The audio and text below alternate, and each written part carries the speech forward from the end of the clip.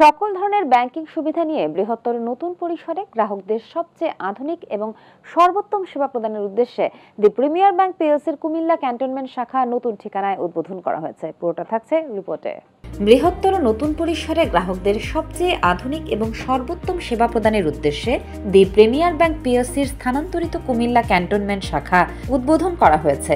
প্রধান অতিথি হিসেবে আনুষ্ঠানিকভাবে কার্যক্রমের শুভ উদ্বোধন করেন দি প্রিমিয়ার ব্যাংকের ব্যবস্থাপনা পরিচালক এবং প্রধান নির্বাহী কর্মকর্তা মোহাম্মদ আবু জাফর।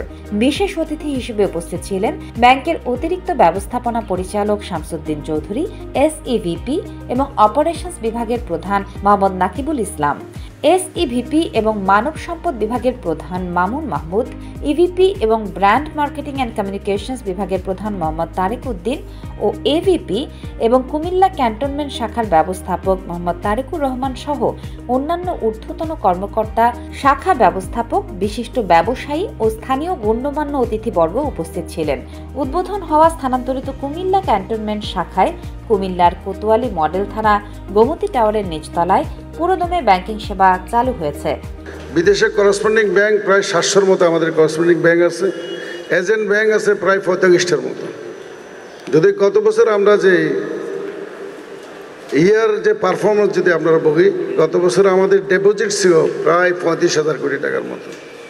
আমাদের 12 লক্ষ গ্রাহক, আমাদের লোন ছিল প্রায় 33,000 কোটির উপরে। সেটাতে আপনাদের 30% ছিল ক্ষুদ্র এসএমই, আর আমাদের রিটেইলও না, আর বাকিটা ছিল আমাদের কর্পোরেট লোন ছিল। আমাদের ছোটো ছোটো ব্রাঞ্চ, যারা প্রান্তিক ব্রাঞ্চ প্রচুর এসে ওপেন করে, এই ফ্যাসিলিটিটা আমরা দিয়ে আসছি এটা। এবং আমাদের যে এক্সপোর্ট যেটা আছে সেটাও প্রায় 28,000 কোটি টাকার মতো, সেটাও $2.8 বিলিয়ন একটা আমাদের এক্সপোর্ট।